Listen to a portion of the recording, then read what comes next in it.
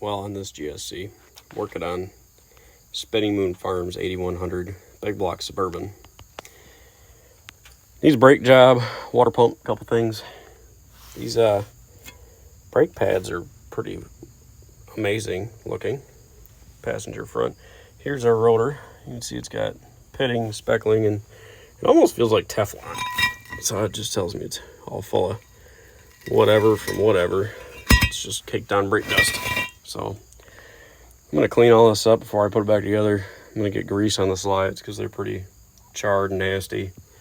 I've got new rotors, I've got new pads. I think I'm gonna try to go through this whole thing. Never seize what I can. The wheel actually didn't want to come off. I had to hit it with a hammer 3 or 4 times. So I'm gonna get some never seize on here.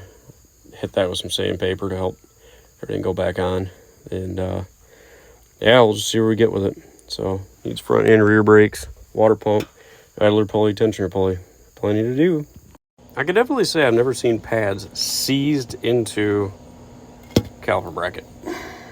So I think this is going to need a BFH persuasion device, and we'll hammer it out of the way so I can then use an old pad to compress this and continue on our way.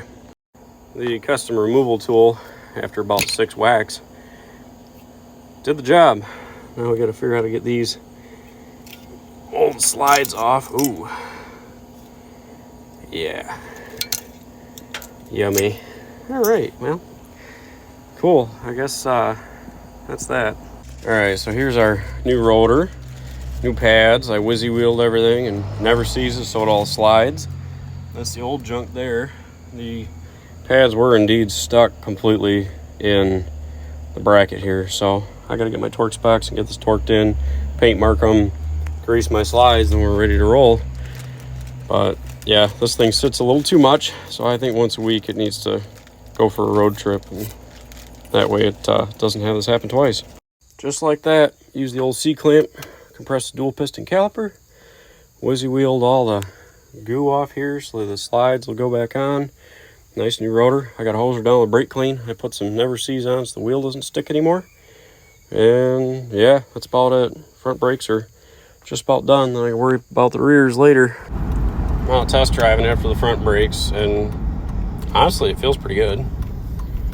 The pedal's not totally just to the floor spongy, and other than obviously that wonderful new brake smell, feels pretty good. So I'll do the rears maybe tonight if I get to them, or the first thing in the morning before it gets hot out. And other than that, water pump, pulleys, and away she goes.